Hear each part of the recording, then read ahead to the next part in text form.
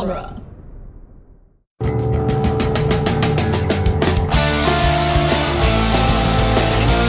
In the world of Hollywood, movies get greenlit and redlit. They get remade and rebooted.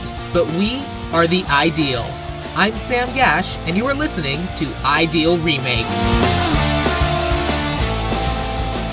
Thank you for listening to Ideal Remake. We take movies that either have been, will be, or should be remade and talk about what the ideal version of that remake would be. That's right. Here at Ideal Remake, we walk a different path. And walking with me today will be returning guest Chris Lord. So, Chris, is The League of Extraordinary Gentlemen a movie that has been, will be, or should be remade? I think it should be remade, I have to say. Look, this movie's terrible, and I love it. Yeah. I have a genuine soft spot for it. I think you even said to me, like, Chris, you're the only person I know who would willingly come on the podcast to do this movie. Well, you know what's crazy? After I reserved this movie for you, Yeah. I had another friend specifically request it. No shit. I said, I can't. It's going to Chris. I would have fought them. Yeah, well, it had your name on it, and rightly so. She had to pick something else. She was, that's my friend Mimi Darling, who we ended up remaking Catwoman last year, and now we need to figure out a new movie of her to remake. Oh, okay. So she also has an affinity for really bad superhero movies then. Yeah. Because Well, neither of us had seen Catwoman prior to that, and we both watched it, and we were like, oh, no. I've still never seen it, actually.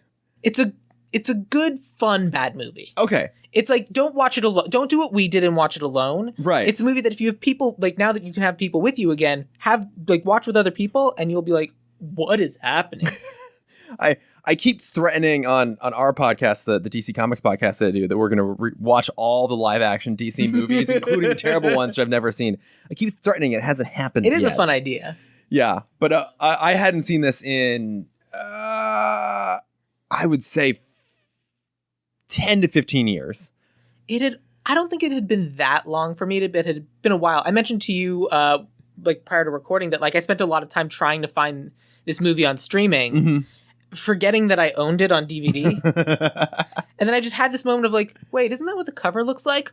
You're kidding me. And I walked into my living room, looked at my DVD shelf and was like, here it is. Here's Sean Connery's face.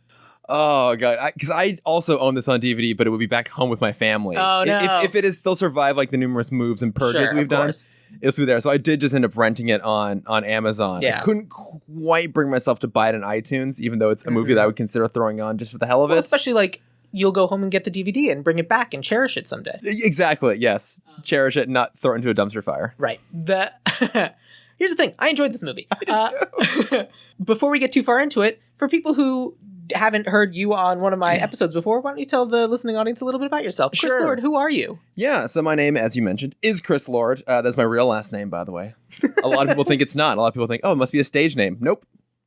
I'm just naturally that pretentious all the way through to my name. Look, people who have last names that are actual real life words, there's nothing wrong with those kinds of people. I mean, there's so much wrong with Even me. if their last names happen to be some sort of British slang that shouldn't look up.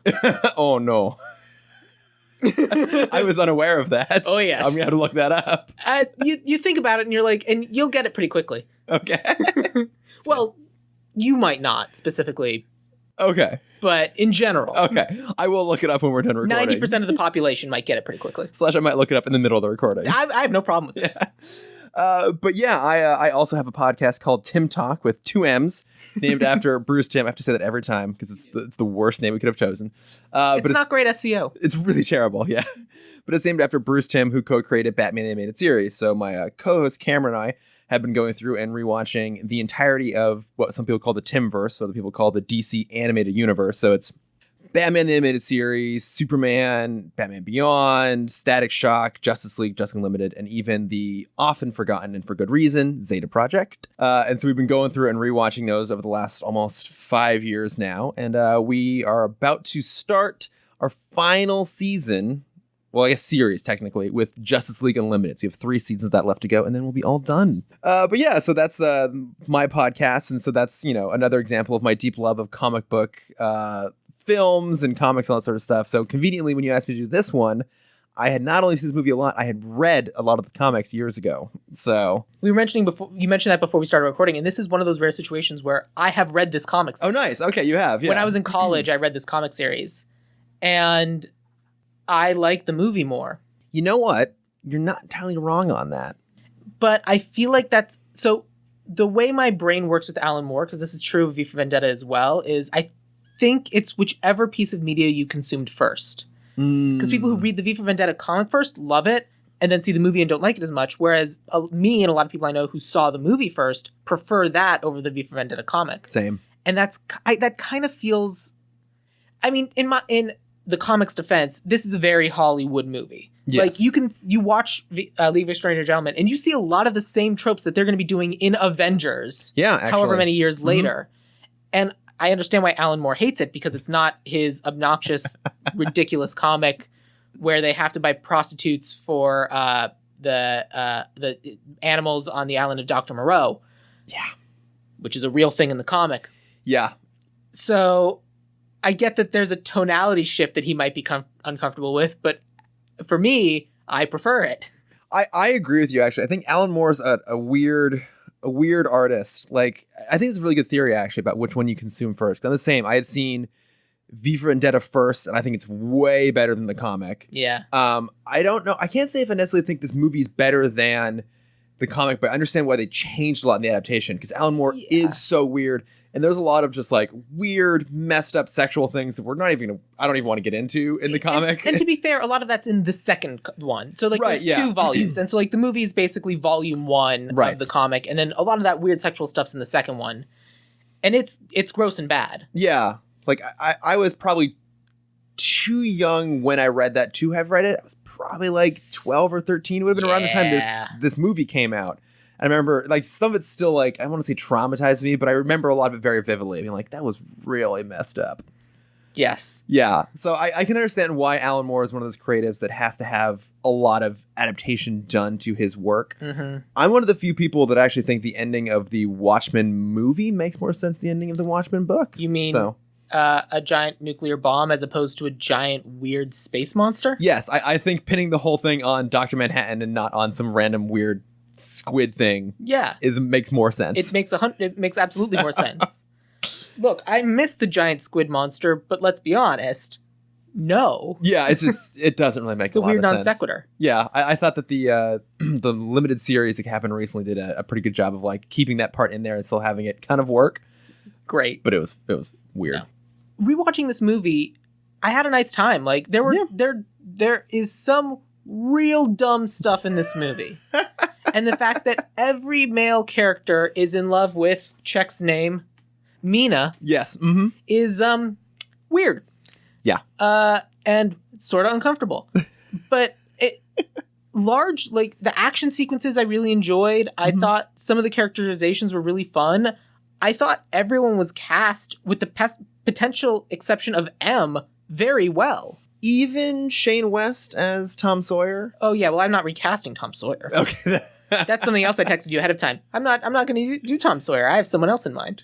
I mean, I thought that was a clever addition going from the comic to the movie, but especially watching it now, I'm like, man, Shane West, maybe he could act in other things. I don't know. I've never seen A Walk to Remember, but he cannot act in this. Yeah, He's not doing great. Well, the other problem is that, like, they discover that there's a mole in the party. And their first guess is the person who had been specifically recruited to be there, and not the person who showed up out of the blue and they said, we shouldn't trust this guy. And then they, for no reason, trusted this guy. Yeah. Tom Sawyer should have been the main suspect for who it shouldn't have been Skinner, the Invisible Man. Yes, stuff got stolen, but like immediately they suspect the Invisible Man. I'm like, it's obviously not him. Right. Because he's the Invisible Man. You just go check his room. He can't hide anything on his person. That's a good point. Did you just see random vials like bobbing along through the submarine at any point? Like, you should be suspecting the person who showed up and finagled their way onto your crew that the British government, sort of, no one double checks, recruited. Right. I mean, I can understand why they immediately go to hang it on the Invisible Man, because he is... the thief? Well, he's the thief, and then, I guess for those who have not read the comics, this will be a spoiler, but in the second volume, he is the traitor. He is. So I can which annoys me, and I don't like it. I don't like it. It's all, just weird shit happens. But yeah, I don't, and I hate all of that. Yeah, all of that's terrible. I can understand why they decided to make him, like, the red herring. Yes. And I always love a good red herring. But also at the same time, Stuart Townsend, who plays Dorian Gray, it plays it so obviously evil. Yes. Right from the first frame. Like, well, this is clearly a villain. Right. Like, how could anyone doubt this? It's so heavily telegraphed. It's so blatantly obvious. And all I could think of this entire movie was that the Robert Downey Jr. gif of not a good plan. Yeah. It's not. It's not. It doesn't make any sense. Like, the whole plan is M, who turns out to be Moriarty. Yeah. Which I do like. That's a fun twist. That is M fun. from James Bond turns out to be Moriarty. I think that's very great. clever, yeah. And in the comic, he catches onto a rocket and gets shot into space. Yep. Alan Moore, everybody. Alan Moore, everybody. And basically he recruits all these people to solve the crime of the Phantom of the Opera committing all these atrocities and like stealing all of this stuff. But he does that. He stages all of that just so he can steal the secrets from these vaguely supernatural beings. Yeah. And then sell that to the European countries who are ready for a world war. Which, of course, it wasn't called at that time. It was the Great War. The Great War. But fine, whatever. And it was still another, 14, 15 years out? Yeah, because this takes place in 1899 and 1917. Yeah. No, I agree with you. It doesn't make any sense. Like, he had access to all these people. And there's one throwaway line about how they needed Quartermain in order to hunt down Hyde. Right. Which, okay, sure, but you already had access to the Invisible Man. You were already working with Captain Nemo. You already had Mina Harker, who's a vampire. Like, you had all these things already, so... And the other thing is, they don't need Hyde. They don't take anything from Hyde. They take the formula. That's true, yeah. Hyde can be off doing whatever Hyde's doing. All they need is a thief to break into wherever he's staying and take a vial. And they have a thief. Yeah. He's naked all the time. He's naked all the time, but he could do it. Like, literally just get Skinner to do everything. Yes. Like, get Skinner and Dorian, like, promise, like, and Skinner says, oh, man, I'm signed up for this because they say they can do the technology to maybe make me not invisible anymore. Yeah. Cool. And then at the end he says, I don't want anyone else to be invisible. I'll lose the franchise. You don't want the franchise. You were trying to actively get rid of it. But yeah, like, literally the entire plan is predicated on assembling a team so they can steal the team. But that inherently makes the job harder. Yeah. That implies that he only has one person working for him when he has an entire army of people working for him. Mm-hmm. It's not a good plan. It's not a good plan. And that is one thing that I think the comic does do better, because in the comic, he brings together the team to steal, it's Cavorite? I don't remember. I reread like Wikipedia summaries of the first two comics. I haven't read them in a long time. But basically, they need to steal this element, which is from H.G. Wells' From the Earth to the Moon. Like, it's it's basically what powers the rocket ship in that. It's basically an element that has the opposite effect of gravity. Okay, yeah, because that's the rocket that shoots him in exactly. So they have to steal that from, the horribly racist Fu Manchu character type. Don't remember that either, but I'm okay with not remembering that. It's in there. And so that at least makes sense. He has to get the team together to steal something he does not already possess. Where in this, he has to get the team together to give him the things that he possesses because he's already working with them. Mm-hmm. And the whole going after the Phantom thing makes absolutely no sense whatsoever. Yeah. It's just, hey, they put in, yes. And it's weird and dumb and bad. That being said, there were a few things that I did like about this. Go on. Pretty much anything around Nemo. Oh, Nemo is fantastic. Yeah. I thought, like, the way they characterized him was fantastic. I think his whole aesthetic is excellent. Super awesome. The design of the ship, the design of his car. His first mate's Ishmael for some reason. Exactly. A fun little nod there. I love they really heavily leaned into, like, Indian design and style inside the submarine itself. Give it a very distinct aesthetic. Yes. I loved all of that stuff. It's kind of it. That's the thing that's the one piece I really enjoyed. I liked that too, except Nemo also had a whole army of people kind of working the ship, which was cool, and I loved it. Yeah. There were two Nemo things that I was like, well, that's dumb. One of them was that first time they're on kind of like the bow of the ship, kind of gazing out over the ocean, and it's like, oh man, you sure had a kid. Can I be that kid now? Yeah. Yeah, father, son. There's like, I keep wanting to call him Earl Grey. Dorian Gray? Dorian Gray. Yeah. Dorian Gray walks by, and there's a little fruit platter. He takes a single grape and then steps back inside. Everyone gets back inside. Why put the fruit platter out? They are now going underwater. Yeah. So that was dumb. And the second one is after Earl Dorian Gray Yes. attacks Ishmael in the brig after he's putting everything together, and Dorian Gray goes, "Not Skinner, me," which is just... In case it wasn't obvious. You know what? Live your truth, buddy. Ishmael ends up surviving that, and then like crawls out of the ship to to say it wasn't Skinner, it was Dorian Gray. He took the nautiloid or whatever. Mm-hmm.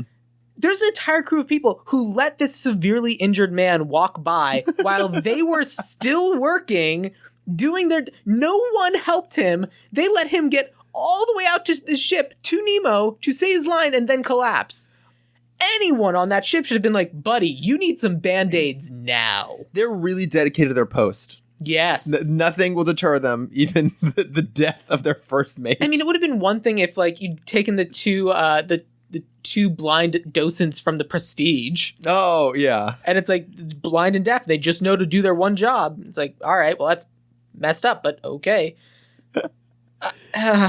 Nothing in this movie makes any sense if you even give it like a cursory glance. No, but so my birthday was last month, and on my birthday I rewatched Thor: The Dark World. Oh, okay, yeah. And I kind of think of Thor: The Dark World as being the opposite of this movie. In what sense? So Thor: The Dark World has kind of all of the big Marvel trappings, the big showstoppers, a big plan. It's not the best plan in the world, but it's fairly efficient. They do the plan, and that's it. Yeah. But the characterizations in the movie are bad. Oh, they have all these amazing actors, and they kind of only give Thor and Loki something to play with. Like, poor Natalie Portman is a damsel in distress the entire movie. She has no agency the entire time. Yeah. And I can see why that would be super no fun to play and why you'd immediately quit the MCU after that. Yeah. As opposed to this movie, where none of the movie makes sense, but all the performers sure seem like they're having a really good time and are all being given something interesting to play with and chew on. That's fair. Aside from the fact that Sean Connery is a bit of a dick and doesn't like playing nice with others. Well, the very convenient thing there is that neither Sean Connery nor Alan Quartermain want to be in this movie, so he didn't really have to act. Yeah, that's very true. But seriously though, like that's kind of like how it happened in my mind. Of like, I still find this movie fun and enjoyable and watchable because I find the characters fun and enjoyable and watchable. I mean, it's very much of its era, isn't it? 'Cause I think it was 2003. That's a great piece of information I should have, but don't. I want to say, and what this reminds me of is, they got this property. Like, okay, comic movies are starting to get popular again, right? Mm-hmm. So we've had I think the first X-Men, maybe the second one by this point. We've had the first two Spider-Man. Like, they're getting popular again. Okay, so let's jump in on this. But they didn't know what to do with it, and I think someone probably just watched The Mummy and went, oh, let's just make The Mummy, but with all these other characters. Because there's a lot of things happening here that remind me of The Mummy, which I did just rewatch recently and still holds up. I completely believe that. That's why I've never redone that movie, because it's still good. You can't redo it. It's excellent. Yeah. Regards to the fact that Tom Cruise tried. Exactly. Oh, and failed. Yeah. So horribly. Well, there's lots of reasons for that, and I'm okay with that because it's real similar to a movie I wrote, but mine's better. And yes, 2003. I just looked it up. Yeah, so it's of that era where, like, I think they didn't know what to do with these sort of properties, and they weren't in the hands of people who really, like, loved them and appreciated them. Yeah, it was people who wanted to make a cool movie. Exactly, and they were just trying to capitalize on a trend and didn't know what to do with this, because there is a really, really great concept here that just didn't really get seen through to a good conclusion. And I don't even think the changes need to be that broad. Yeah. Like, I think there's... Other than making sure that the lead character you put on the poster wants to be there, I think there's like one major change you make, and then the entire rest of the movie falls into place. Mm-hmm. Sort of. Quick tangent. Do you know why Sean Connery did this movie? Have you heard the legends? I haven't. Please tell me. So, from what I've heard, apparently what happened was he was offered the script for The Matrix for the Morpheus role. Oh. He read it and didn't understand it, so he passed on it. Yeah, because he's an old white man. Exactly. He was then offered the role of Gandalf in The Lord of the Rings, read the script, once again, did not get it. He just didn't understand the script. So then this script comes along, he doesn't understand it, goes, well, I really messed up in the last two. Those are huge, huge movies that did super well. I'll just do this. Is that also why he did the movie that we remade last of the Avengers? Possibly, although that was before any of these other ones. That's true. Yeah, I guess that is true. Yeah, exactly. So, but this is the movie that he had such a miserable time doing that he retired from acting and eventually died. Yeah. Yeah, he did a little bit of voice work. Although he died last year. Yeah, so he basically went almost 20 years without acting ever again because like he just said, no, I'm done with this. This was a horrible experience. And also everyone kind of learned what a piece of shit he was. Well, there's also that too. But I mean, that doesn't stop Hollywood from wanting to work with a lot of different people. But we should say that the reason we did Avengers last time and the reason we're doing League of Extraordinary Gentlemen now is because the movie we remade prior to that was just like the concept of James Bond. Because your number one fandom is James Bond. Yeah. And we should probably say that in this episode also. No, it is absolutely true. I love James Bond. And so like I have a soft spot for Sean Connery because of James Bond, while fully recognizing that he was an asshole and a horrible, horrible person. But that's true of James Bond as well. Exactly. And the creator of James Bond. Oh, yeah. Ian Fleming was actually a worse person than Sean Connery. That is a high bar. Is it a high bar or a low bar? I'm not sure which way the bar works.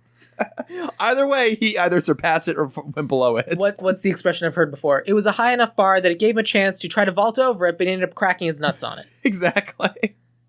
Which would be very deserving of Ian Fleming, who was just a horrible, horrible person on every level. But like, you know, again, there's a whole debate about can you separate the art from the artist and this sort of stuff. Like, it's the death of the artist thing. Exactly.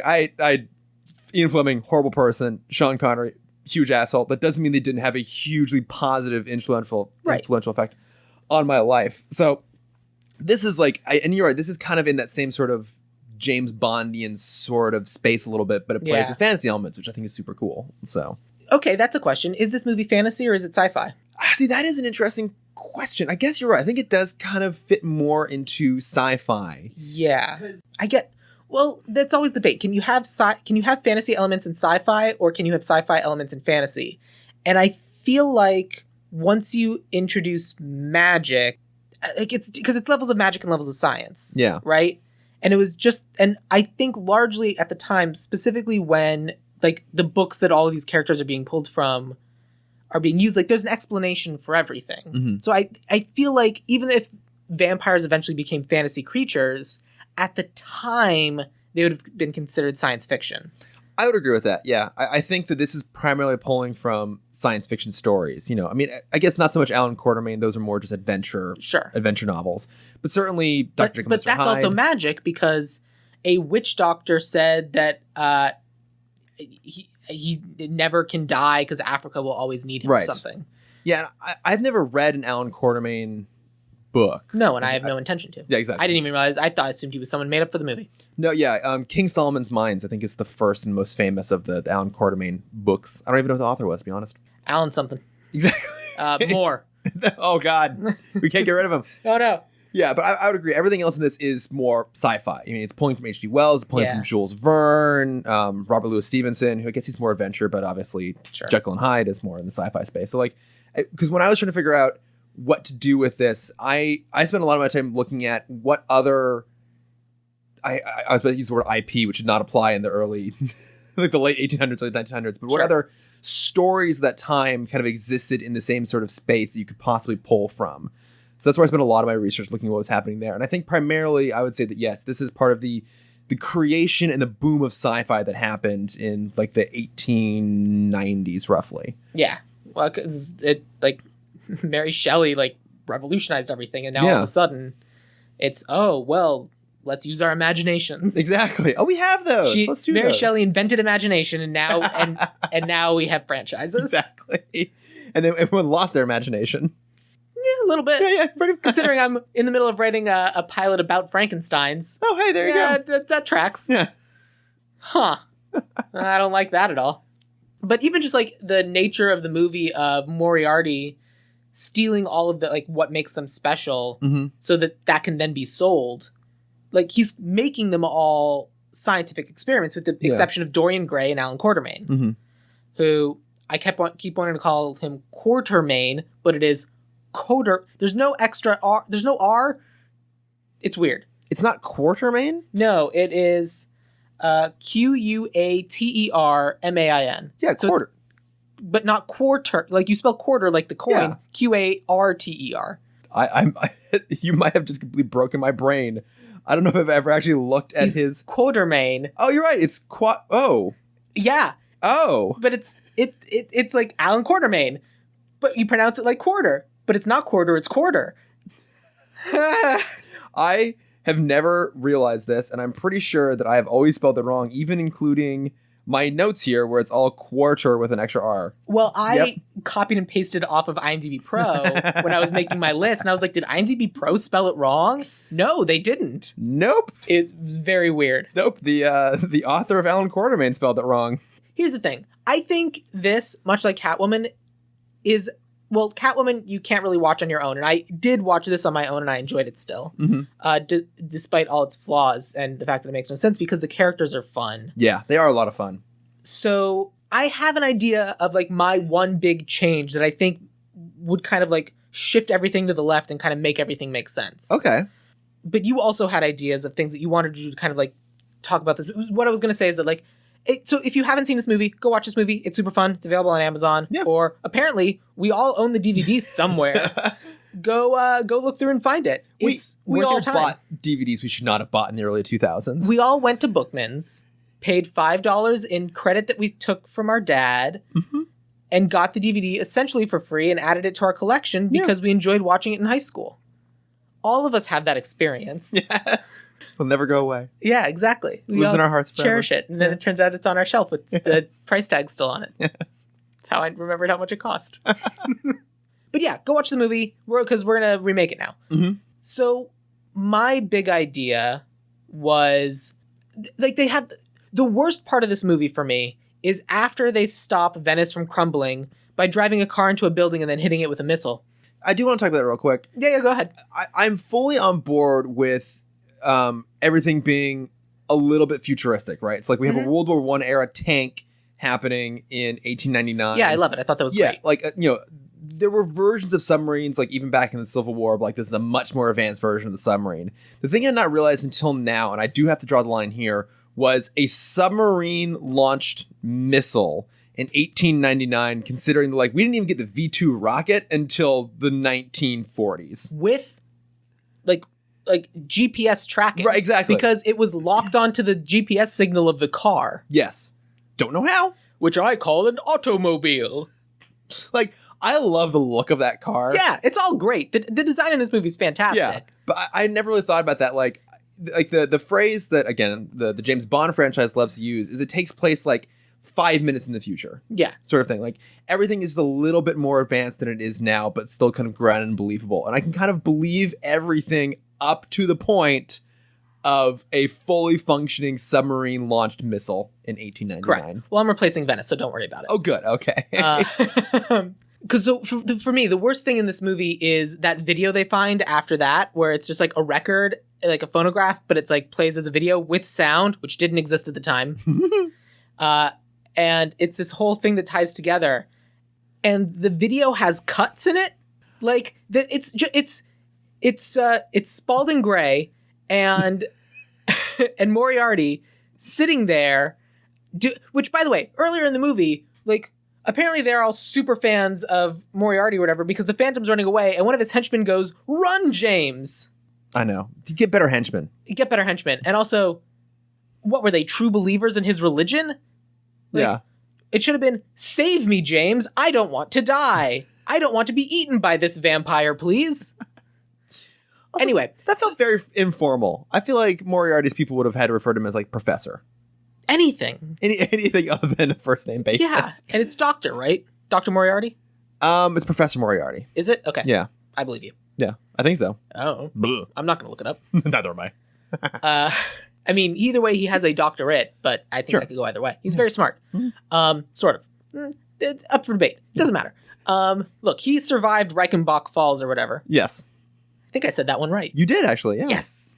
But they're watching this video where basically say, everything that's happened so far, including you finding this record, is according to plan. I intended for you to defeat me at these 2 to 3 separate locations because it was all going exactly how I wanted. I intended you to drive a car into a building and shoot a missile at it to stop Venice collapsing. Everything was what I wanted. Dorian Gray says, "Meow." And then we cut back. And then it's like, oh, and it turns out this record is how I'm actually going to kill you because I'm going to blow up the submarine you're on. That was one detail that I liked. You're right. That whole sequence is really dumb of like, oh, like I'm going to have to now explain everything to you. I did kind of like their in-universe explanation of like, the reason he was explaining everything. The reason explaining it is because it had this like subtle noise playing through to trigger the bombs, which also was weird. Which only Hyde could hear also, which I loved. I love that too. But I also love that they are somehow like sonically triggered, which, okay, fine. But they're also all on timers. Yeah. That was why I was like, they are all triggered by a certain resonance frequency. Anyway, when the timer hits 0, they will explode. Like, and also, Mina should have heard them too, but that's separate. Yeah, that's a fair point. I mean, like, technically she's refined, and a refined person can't have supersonic hearing, which, like a bat. Yeah. Or whatever. It's fine. But anyway, I hate that video because it's basically like, I planned for all of these things that should not... I planned for a random child from America to show up and be the reason that you all escaped from me the first time I showed up at Dorian Gray's place. Yeah. It's dumb. I really hate that trope of like, this was all planned exactly. So here's what I think the fix needs to be. Mm-hmm. And it's a little bit more similar to what it was in the comic, but also different. Mm-hmm. I think all of these different people get recruited to help the British government. None of them look into it because it's not the British government. It's just M's henchman just goes, yeah, I'm from the British government. We believe you. Mm-hmm. Because no one ever looks into it. No one ever double checks. No. But basically, they're the British government. Of course we can trust them. Right. But basically, he goes and recruits them because there are, for lack of a better phrase, because this phrase didn't exist at this time, terrorist factions who are going to be having this meeting in order to plot a simultaneous overthrow of European governments. Oh, okay. And we have this intel, but we can't move on it because it is not on British land. So we need independent people to go do this. And representatives from all these different countries. Oh, okay. Sure. Because that's the only way that A, we can get away with it and Great Britain can't be in trouble, and B, we can actually do this thing because it needs to be off the record. Mm-hmm. And they hire these people to go do this thing, to go stop this and put a stop to this meeting. And they go do it. So basically, he establishes this group of superpowered individuals to go attack a meeting. But it turns out the meeting was actually a meeting of the European governments. Oh. Who had been considering doing some sort of pre-European Union League of Nations prior to everything going down as a way to kind of circumvent a potential World War I. Mm-hmm. But instead, this group of superpowered beings attack it, thinking that it's bad, but it turns out they then make themselves the bad guys of attacking this thing. Ooh. So now all of a sudden, all of the world leaders are like, well, that sucked, but also those guys are really strong. How do we get me some of them? And now he also has a reason to A, he made them all villains, B, he is planning on them to succeed because by succeeding they lose. Mm-hmm. And now he has a reason to make all of Europe want one too. That does make a lot more sense. And by doing that, like, it's a big change, but it shifts everything to the left, and then everything else kind of slots into place. Mm-hmm. And that was kind of my big, well, that would work. No, I like that, because that was the one thing I was really struggling with, was how to make this plot work. Because I didn't necessarily just want to do, like, the comic again. Right, because it's gross. Well, but also just, like, that plot is kind of done here already, to some degree. Like, I was trying to think, I can make it a little bit different. And then I'm like, okay, well, maybe we could just take the story from the second one, in which case it's the War of the Worlds alien invasion. Yeah. And at least that kind of justifies why you bring everyone together, because it's like this big supernatural threat. But then it becomes the problem of, well, the War of the Worlds famously ends with the aliens getting taken out by bacteria, essentially, by like a virus. And in the comic book, it's a super virus that they go get from the island of Dr. Moreau. Right, which is actually very clever. Right, because in addition to making like human-animal hybrids, he also has been hybridizing germs and viruses because those are the same. Right. So that idea works really well, but then I felt like it's not necessarily a great way to do like a first introductory story. So like I was really struggling with how to make this. That's the escalation you need in a second or third. Exactly. Well, especially because it inspires them to all like break up. Like Nemo's like, this is bullshit. Like, you're horrible people. I want nothing to do with this, and walks away. And I think your approach makes a lot of sense. It's still finding a way to make it a similar like story, but to fill in the really blatantly painful plot holes. Yeah, and I mean, because the problem is that if you were assembling a team, you want the team to do something. Yeah. The way the plot is in the movie as it exists is you never should have put them all together in the same room. Yeah. What you do is you strike team it, and you take blood from Mina. You take you steal the whatever, and you just go through and you do each of these individual things, and you have an individual group of people to do that. You get Dorian Gray and you get Skinner, and that's all you need. And then you betray and kill Skinner, and you give Dorian Gray's picture back. The end. Mm-hmm. And like that's what Moriarty should have done. But at the end of the day, I like the betrayal. I like being recruited because that's such a trope. Like even now, that's such a trope. Mm-hmm. Like if everyone showed up for the Avengers Initiative, and then it turned out Samuel L. Jackson was like, "Yeah, I got you all together so that I could kill you, because it's easier for me to kill you all in a single room than to have one of you on the outside where you can break the room." Yeah.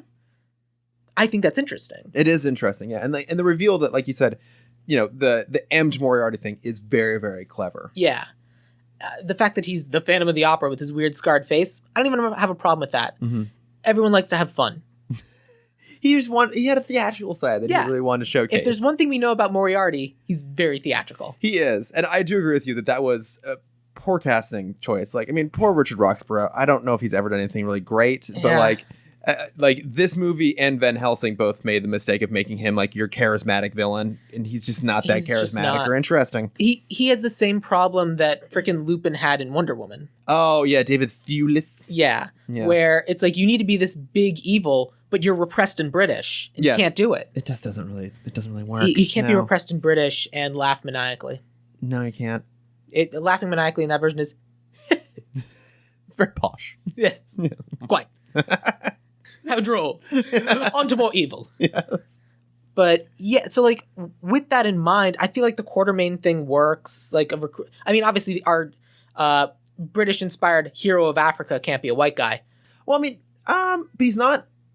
I will make a distinction. He's not a hero. He's not an African hero. No, but he is the hero of Africa.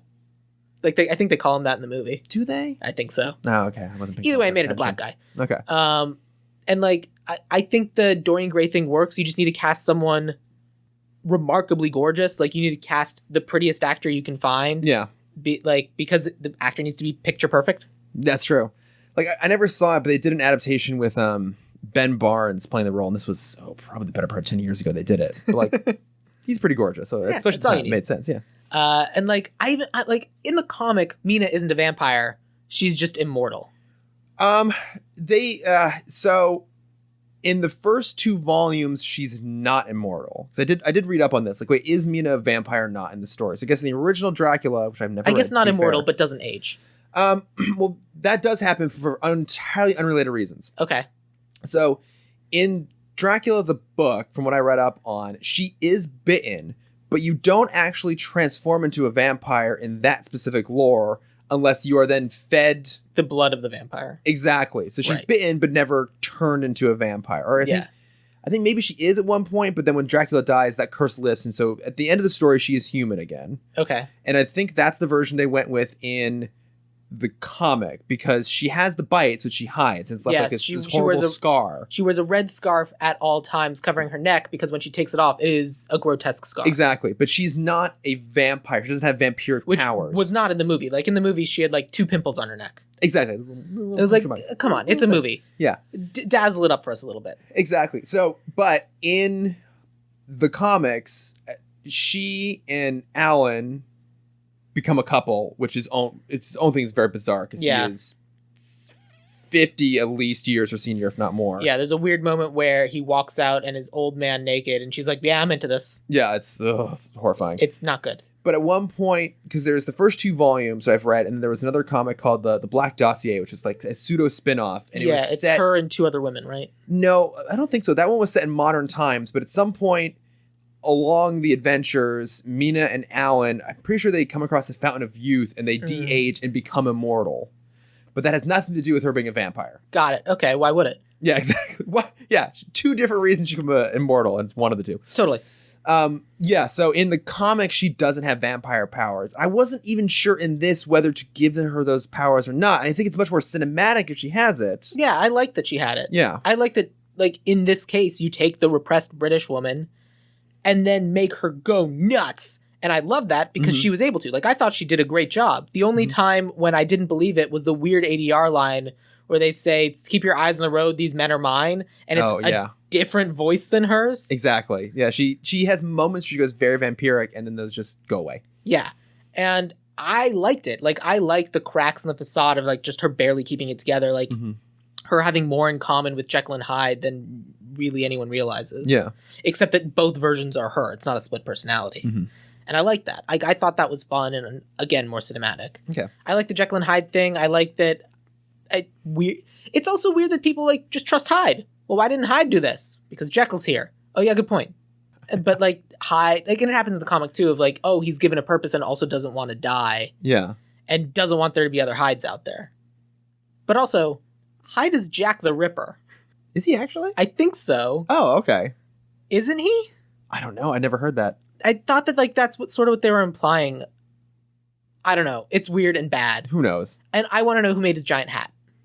Yes, that was one thing that did bother me. It's like, I can understand that when he grows, he tears through his clothes, but does he also magically make his top hat grow large? Like, I don't know where he got that big ol' hat, but I want to know who made the big ol' hat. I want one. Because then they left it behind, and you're not going to be able to get another big ol' hat like that. No. And you want this guy on your side. He likes his hat. He had a big ol' hat and a cane. He was so fancy. Just all cast aside. But I like all that. It's assembling your team. The team doesn't get along. The team fights. And then something happens that brings the team together. Yeah. You know, Coulson dies or something. Exactly. But, like, still. Or, like, they do this thing, they do the mission, and then, like, it turns out that they were all betrayed, and being betrayed is what actually brings them together. Yeah. Like, that's the movie. It's all right there. It happens all the time. Like, to your point, even the whole point of, like, the like the mid-movie pivot where the vehicle they're on gets sabotaged, you know, it's the same thing between this and the first Avengers movie. Right. It's the exact same thing. Literally the same. Yeah. Because they were betrayed by a member of the team. Exactly. It's all right there. It's all right there. I mean, in that one, they knew he was betraying them the whole time because it opens with that. And also we had no idea who he was. But, isn't he the new Mission Impossible guy or something? Not Mission Impossible. Bourne? Isn't he new Bourne? He's both. Yeah. Oh, I guess he's in this movie. Cool. All right, we'll watch it. Mom, I'll explain what's happening later. Yeah. I do love this movie, though. Yeah, I mean, they're so great. They're eminently rewatchable. Yeah. But yeah, and then I like the thing I like the big showdown at the end where, in Marvel fashion, they have to face off against all of their opposites. Mm-hmm. There's another Invisible Man. It's the Hyde potion, but too much. Right. Some third option, I'm sure. Yeah, I guess there was like that random dude in the suit of armor with flamethrowers. Which I guess was Nemo's technology? I think... Because I'm pretty sure that was just Tony Stark. Pretty much, yeah. I think it's just... Because he also had all these other weapons, too. It's like, it is kind of funny that he needed all these monsters when he had tanks. Right. Which wouldn't exist for another 15 years. Right. And, like... Right. Like I think our version will give us a reason to have the monsters, but I also think we need more time with them being the monsters. Mm-hmm. Because, like, basically... Dorian Gray gets his technology, gets it there. They have a day or two, and now they've already replicated everything. Yeah. There's already another Invisible Man. There's already a Hyde formula. Mm-hmm. Like, way more. And they've got a to-go box that they're running out to. They didn't have time to build a separate other submarine or transport of any kind. No. But in this fancy little box. They sure had a bento box. There we go. Yes. A bento box of superpowers. Yes.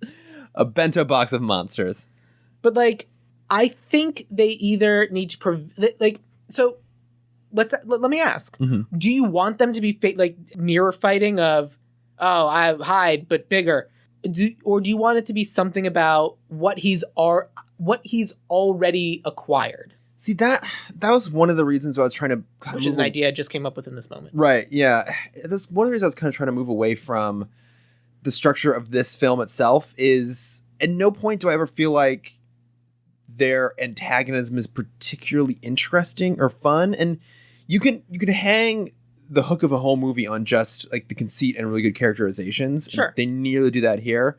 But I think part of the reason that first Avengers film also works so well is that Loki is so good. Yes. That he is so charismatic and you're kind of rooting for him as much as you're rooting for the rest of them. And then, you know, the threat gets escalated with this very generic alien invasion thing, but at least then the threat's big enough. And that's one of the reasons I was kind of leaning towards doing the War of the Worlds monsters. But again, the problem there is you don't really have a centralized antagonist to face off against. So then I shit you not, I went through a long list of potential other people and nothing really jumped out at me as like really working. So I had a list of like Long John Silver, like Alice from Alice in Wonderland, like Phileas Fogg, Dr. Frankenstein, Zorro, who's a little bit later, like Mowgli, Dracula, Cthulhu, Dr. Moreau. Like I was trying to find anything else that could kind of fit into this sort of space, and nothing really quite worked. I think the best choice is still to have it be Moriarty, because he is a really interesting character. You just need to have a better actor playing him. And the whole thing about Moriarty is he's Sherlock Holmes. He's supposed to have every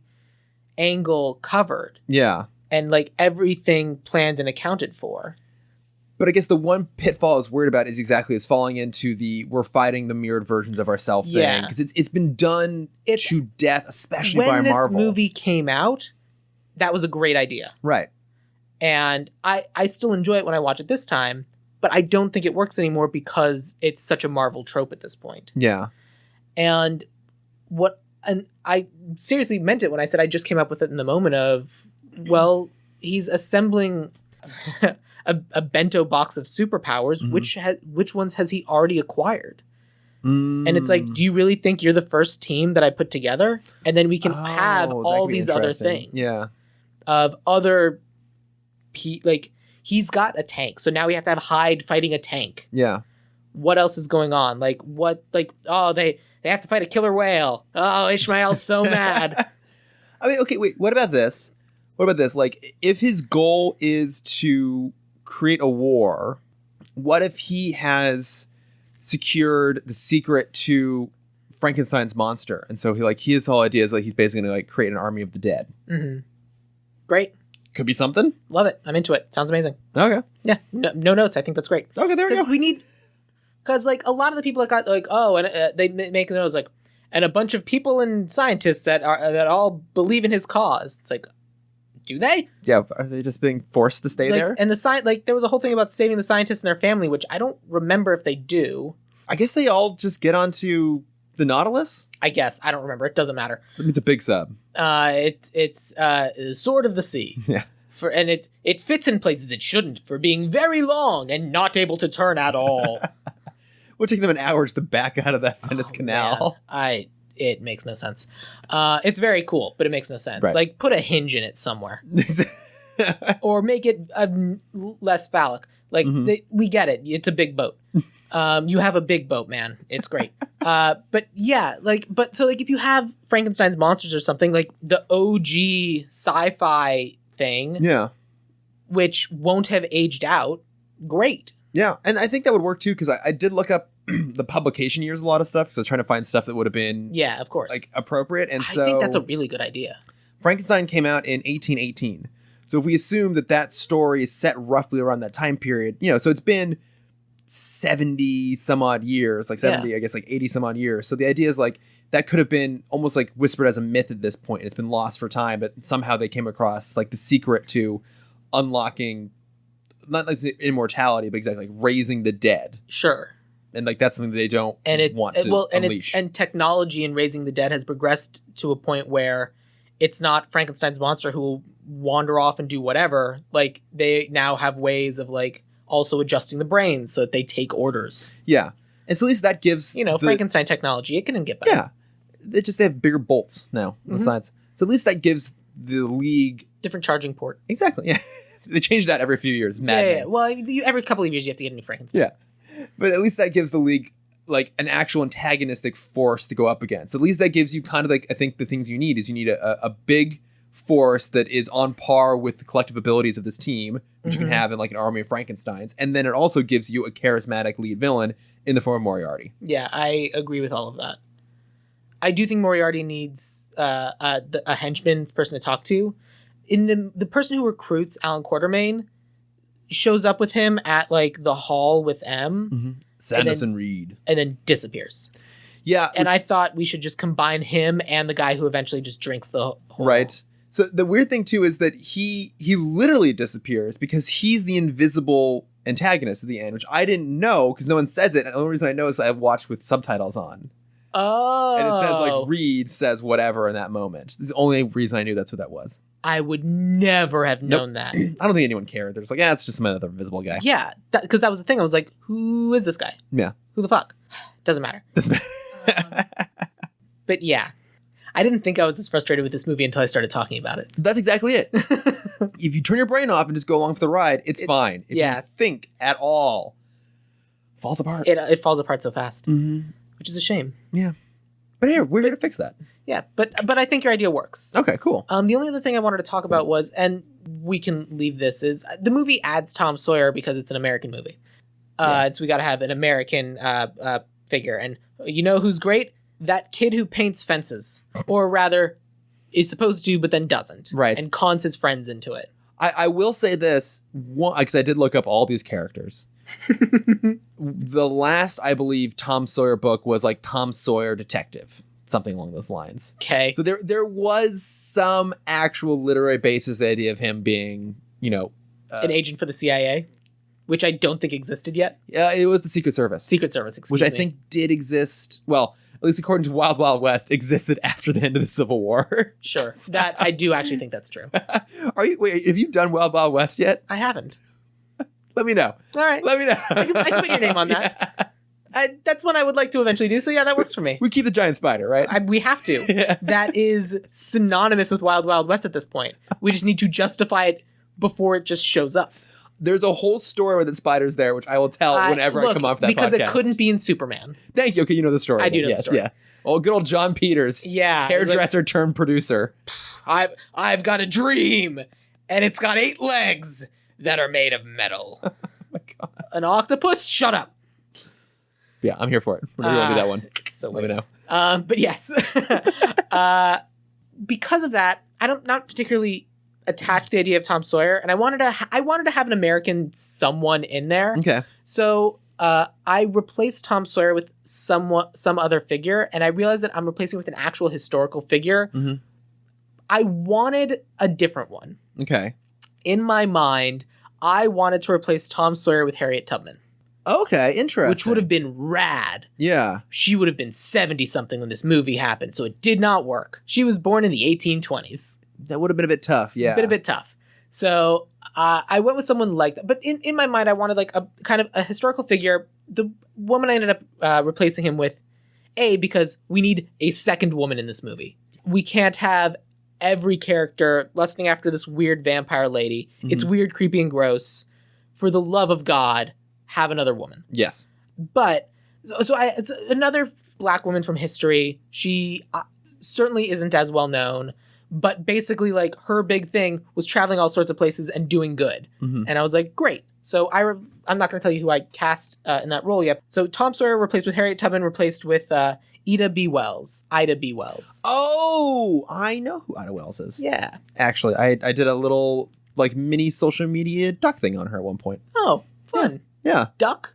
Like documentary. Oh, got it. Yeah. So she's great. Yeah. You know more information about her than I do then. Do you want to tell us a little bit about Ida B. Wells? I'm trying to remember everything because it's been a few years since I did it, and I did a whole bunch of different historical figures. But she was a famous writer, right? Yeah. That's what I remember most about her. Cool. She was a writer, yeah. I think she remembered like went around like giving speeches about like equal rights and that sort of thing. Yeah. And just a cool lady, and is better than Tom Sawyer. So that's Agreed. my idea. So that replaced that way. Okay. And also and that way I have 2 black people in this movie, and that way like, oh man, I must protect you because weirdly protective of you all of a sudden for no reason, random child that showed up. I have a son that died.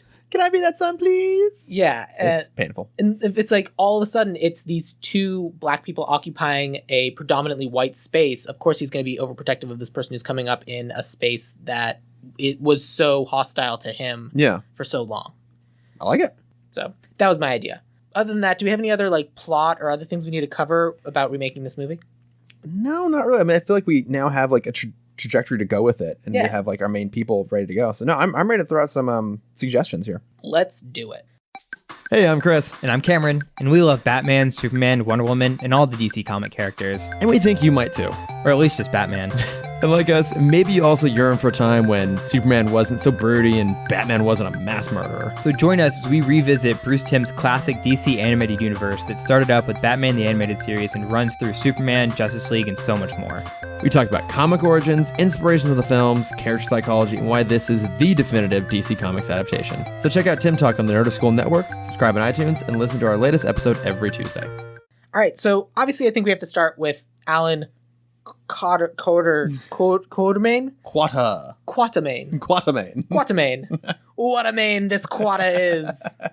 Obviously we have to start with there. And I made him black because British hero of Africa, I thought maybe, should be black. That is a very good way to go. Yeah, I was going more with the approach of just like... Who's the new Sean Connery? Kind of, or just like, who are some of like the great older British actors that, someone who kind of would represent the empire in some space. Like I kind of this vague idea of like, it could be interesting kind of like to actually address like the imperialism of it all. But okay, I think great. Tell me, who'd you have? I had a long list of great British actors. There were the two that I kind of narrowed it down to eventually, because I love to have like, to me, the obvious choice and the weird choice. I love it. So the obvious choice, I still think is pretty good, Pierce Brosnan. Again, another former Bond. But I feel like one thing I kind of wanted out of the Alan here is that I thought he should still be charming. And and Sean Connery was obviously not even trying at this point. He's just this bastard, the whole thing. But I like the idea of Quatermain actually having a bit of appeal to him. Like we like him, even if he's maybe a little bit jaded or whatever we kind of approach the angle. So that was kind of like the more obvious one. Like someone who's done the action before, who kind of, there's sort of like a throwback element there, like, another former Bond. He still looks great, by the way. Of course. He actually looks basically now like Alan Quatermain in the comics. Oh, He's yeah? got, like That's long, funny. like white hair and a whole like white beard going on. Looks Perfect. Fantastic. My weird, like left field choice, which is because I love this actor and I love to see him do something oddball with it, is Bill Nighy. Oh, that is a left field choice. I like Bill Nighy. He's great. Again, out there weird choice, but it's like of the people I kind of narrowed it down to, those are the two that seem the most interesting to me. I agree. I mean, to be fair, my actor, 50s or 60s, I don't know his exact age, and he doesn't look it, but he is that old. And like obviously is known for like previous action-y roles and stuff. Like who I cast, right? Idris Elba. Yeah, of course. Yeah. It's kind of the obvious choice. Like I'm looking for like a larger than life person who everyone kind of wanted to be Bond. Yeah. And then wasn't. And is very much kind of like in charge of that space. And I like the idea of him taking over for Sean Connery anyway. Yeah, exactly. And I think that's funny. And I'm trying to remember if we cast him when we did our version of James Bond. I don't remember. We may have made him I think we made him our villain. We may have, yeah. I think we did something with him because our version of Bond was like a throwback to the 60s. Like it was set in the 60s. It was the From Russia with Love. Exactly. Yeah. And so, but it was important to me that he be black for a lot of different reasons. And I think Idris Elba is absolutely the obvious choice. Like I will roll my eyes when other people bring in Idris Elba, and I'm entitled to those people rolling their eyes at me now. But I think in this case, that sort of works, especially if you're planning on, it's an action movie, you're kind of planning on hoping this is going to be a franchise. You can't really cast a Bill Nighy and plan to be making a movie with him for 10 years. True, yeah. So I looked it up. Alan Quatermain should be around like 69, 70. Yeah. So Bill Nighy 71, Pierce Brosnan 68. But at the same time, you're right. Like, he can be younger. Right. And you can certainly age up Idris Elba and make him look like his actual age. Yeah. Which I should remember offhand, but I don't. I think I want to say mid-50s. I think he's mid-50s as well. Yeah. I mean, I'm about to be very surprised, aren't I? I mean, obviously, it still looks great. Yep. Idris Elba age 48. Never mind. My God. Still looks great either way. But the man's so handsome. Yeah, that's kind of what I was thinking. Is that all right? Is he okay? I love Idris Elba. It's an authentic British accent. Is he too young?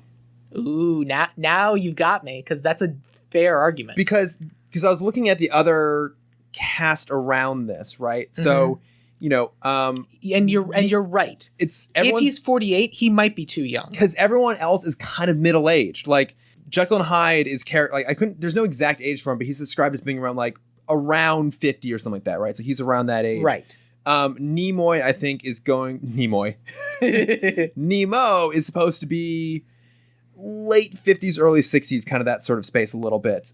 Even like Skinner or Holly Griffin, whichever version of the Invisible Man we go with, doesn't matter. Is probably around the age too. So like, I was challenged by the idea of a lot of this cast needs to be able to going look to be up to him. Roughly middle aged, and this guy does need to be a little bit older. Right. I like the direction you're going with, and I love Idris Elba. I just worry he is too old for that role. The role is too old for him. Yeah, and you know what? I agree with you. Yeah.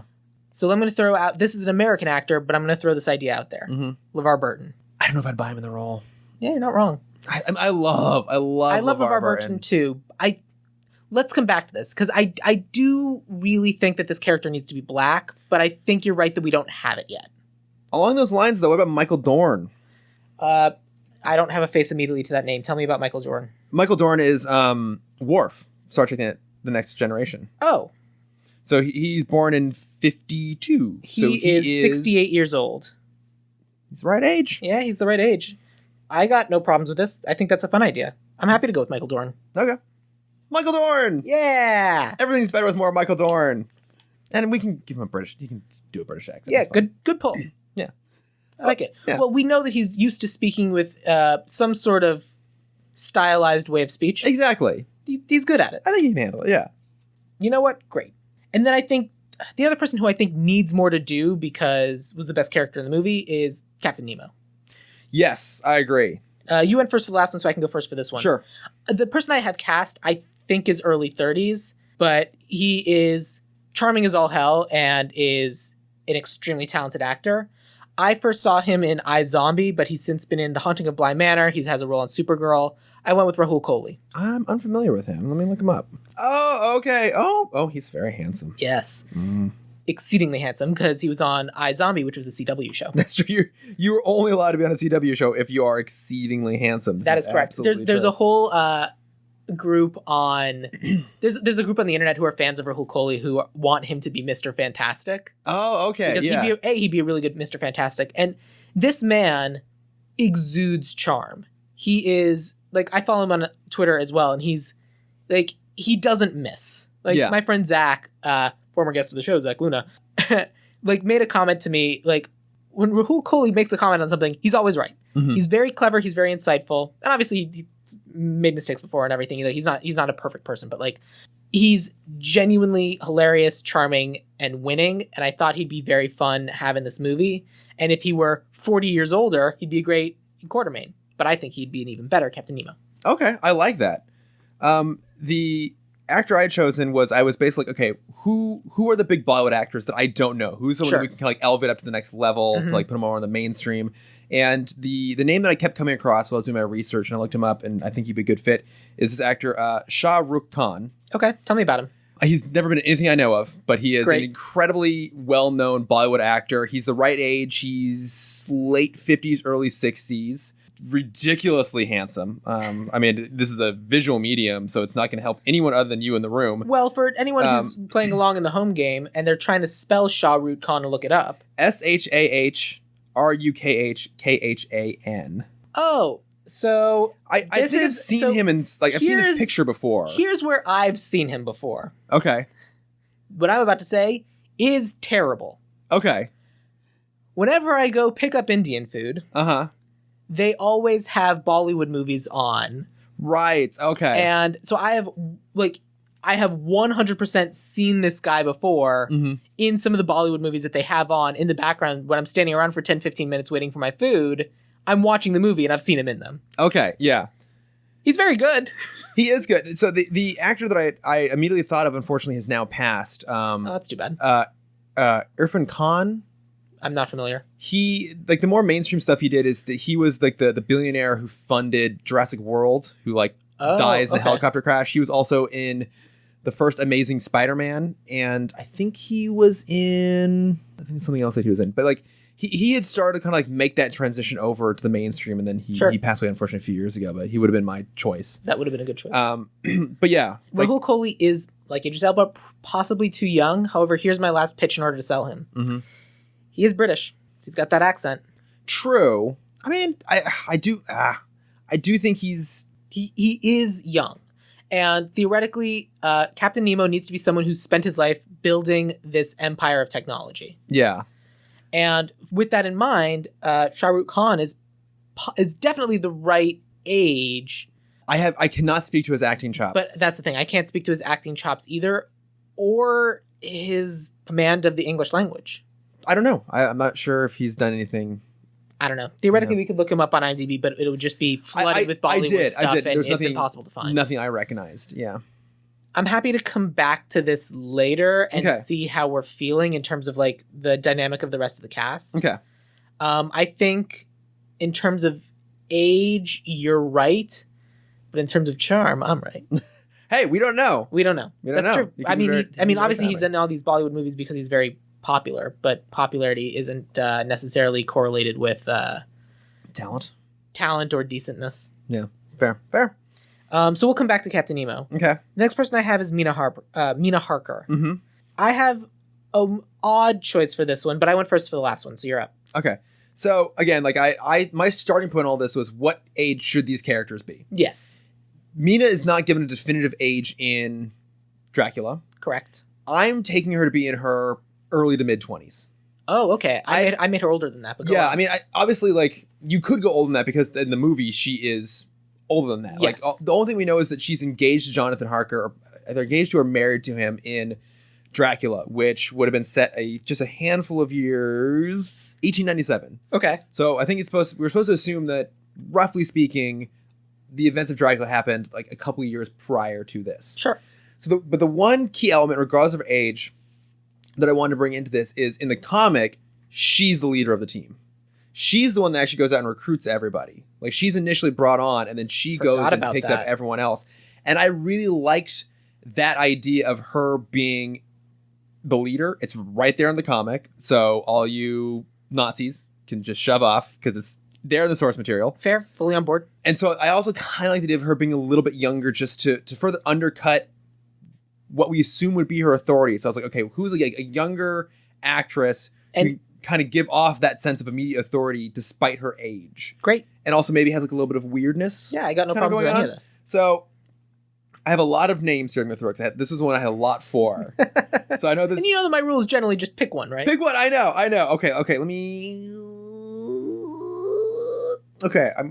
I'll let you say two. Okay. I'm going to go with one. I'm going to go with Samara Weaving. Don't know who that is. She is the niece, I believe, of Hugo Weaving. She was in The Babysitter, which I've not seen. She is in the really fantastic Ready or Not, which I don't know if you've seen that or not. I know that, and I know of this actress from that. Yeah. And I know that movie is fantastic. She's got like big expressive eyes, but she is like, again, kind of the right age. She's in her mid 20s, maybe looks a little bit older than some of the other actors I had picked. I think she gives off that sort of like weird kind of ethereal edge that I think you would want from Mina, who I think you need to be like intrigued by her, maybe a little bit unsettled at the same time, because there should be something kind of like creepy going on there, because she is, as we've decided to go with, a vampire at the end of the day. Indeed.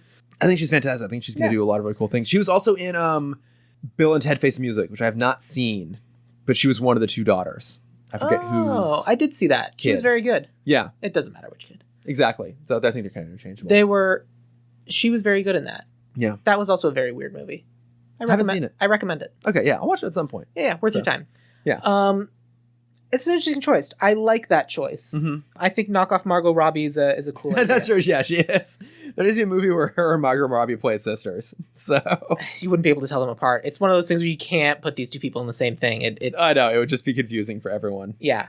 My casting is Samara Weaving is 29, and so the woman that I have is 38. Okay. Similarly, like a little bit off. Again, I went with someone British, although Samara Weaving should be said as Australian. Right, but she can do British. Yeah. That doesn't matter. Yeah. I was looking for someone who was British. I was thinking somewhere in the 30s because professional person got of course, my modern thought of professionalism as opposed to 1800s version of professionalism, which is, oh, you're 21?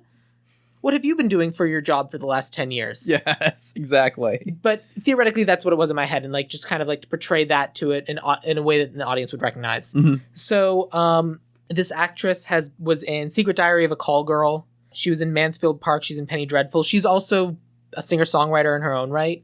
I went with Billie Piper. Oh, I do. Billie Piper, and you don't say the thing she's most famous for. I actually have never seen Billie Piper in anything. She's in Doctor Who. Oh, yeah. Like, that's her most famous thing. So here's the She was thing. like the first companion. She was the Eccleston Tennant era companion. I intentionally left off Doctor Who because that comes up later for other things I have. And I'm like, I bet we're on the same page on that one. I'm going to be saying Doctor Who a lot later. And I wanted to, and I had the most trouble with Mina also. Okay. And I was like, I said Doctor Who so much on this piece of paper. Oh no. So I did leave it off. So, but yes, she is apparently very well known for this show called Doctorate of Who. Yes, exactly. Who MD. Yes. Who MD, attorney at large. Mm-hmm. But yeah, that's what I thought. Ooh, I do like Billie Piper. I feel like I'm just constantly like negating your choices here. But Well, here's the thing: we both had different ideas in terms of casting. Yes, and it's not like we're just trying to decide who is our favorite in this moment. And I think both of our options for Captain Nemo and both of our options for Mina Harker are both excellent, but they serve different purposes. And so I think we kind of have to assemble our team and then mesh it all together. So I'm happy to move on to the next one and then kind of come back. Sure. The one thing I will say about Billie Piper, the only I've ever seen her in is Doctor Who, and she was great. I don't know if she has the darkness. Interesting. And I feel like Again, Secret Diary of a Call Girl. I have not seen, which I'm sure is pretty dark. Penny Dreadful. Have not seen. So yeah, she would be pretty dark in that. Okay, Yeah. fine. All right. My point negated. Yeah. So, If you're going to negate my point, I will negate your negation. Please, by all means. But I'm happy to come back to her. Mm-hmm. The next person I have is Rodney Skinner, the Invisible Man. Okay, yes. And it's my turn to go first. All right. I wanted someone with charm and charisma, but with an edge. Mm-hmm. And someone who's just like, is going to shit talk everyone here for the whole movie. And we're going to love it. Okay. So I went with Draco Malfoy himself, Tom Felton. Oh, damn, that is good. Mhm. That is really good. He's so hissable. Yeah. Ooh, I like that And a lot. it's one of those things where we're not on his side until we're on his side. Yeah. Which is the exact same path we had for him when he was in The Flash. Mm-hmm. And I'm sad that the fact that he then wasn't in the next season of The Flash, I'm like, that's a shame. He immediately became my favorite character. Yeah. Like, he's so good. Mm-hmm. And like, he just filmed something and put it up on Instagram where he's like, I know this is what you people want. And then he like put on the Draco outfit and just said a bunch of lines. He was like, I hope you're all happy now. Like, he is fantastic. He's hilarious, very funny, knows exactly the sort of things he can play. Yep. And I think he's perfect for this kind of role. I'm going to agree with you right away. I think he is the right choice. I will throw mine out just for the hell of it. I want you to. I was trying to think of who has a good voice, because at the end of the day, like, this is a character we're primarily going to hear and see in Whiteface. Exactly. It's I wanted to be a little bit weird and different, as I love to do sometimes. I was going to go with Richard Ayoade. Yeah, that's also a great choice. But I like yours better, because I think Richard Ayoade would bring a very different energy to this. Yeah. And might be in a slightly different movie, or push the thing in a slightly different tone. Here's the thing. If it were me, and so for my Jekyll and Hyde, I cast the same person in the same set, like a Bruce Banner, like doing both sides. Yeah. If we were making this and we were having two separate actors for Jekyll and Hyde, I think Richard Ayoade would be an excellent Jekyll. Yeah, yeah. But I think he'd be a terrible Hyde. He probably would be. But like repressed and British and like very, very good. I love Richard Ayoade. Yeah. I agree with you, though. I think Tom Felton's the right way to go for the Invisible Man. Cool. It's a very good choice. Thank you. Mm-hmm. That brings us to Dorian Gray, and I'm mostly going to have to trust your opinion on this. I didn't cast Dorian Gray. Interesting. Are we going to have a Dorian Gray? We can. I focused on the big five. The five that are in both the movie and the comic. Is Dorian Gray not in the comic? He's not. Is he not? He is not. In the comic, it is just the main five. It is Quartermain, Mina Harker, or Mina Murray, as she refers to that one, because she's divorced her husband. Yes. Jekyll and Hyde. Well, that's one person, Yes. obviously. Nemo, and the Invisible Man. There, we see the portrait, I believe, in the background of something, but he is not in the original comic. Yeah, because I specifically remember seeing the portrait. Yeah. That's wild. I forgot. So I mean, I'm down to include him in this though. Yeah, like I think like the more the idea. the better. Yeah, So. and I like the idea of the betrayal, and and the reason of the betrayal makes perfect sense to me. Mm-hmm. Like honestly, if he was less evil, I think he would have worked really, really well. Yeah. Of like, yeah, no, I don't want to join you. Bye. Mm-hmm. Oh, well, I was attacked. Fine, if the entire world's in trouble, I guess I can't live forever in a world that doesn't exist. Mm-hmm. Like that sort of thing. Yeah.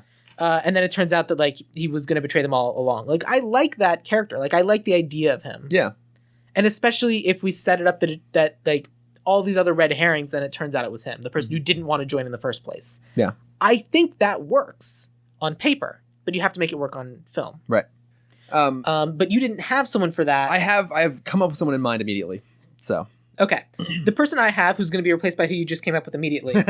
I wanted to have someone who looks young and is inherently very pretty. Mm-hmm. So I went with one of the Stranger Things kids. I went with Joe Keery because he's from Stranger Things. Ah. And he is in a psychedelic rock band called Post Animal, and I thought that was funny. You mean Mini Ben Schwartz? Yes. Yes. I don't know. But He is very pretty. Yes, but I figured I would trust your opinion.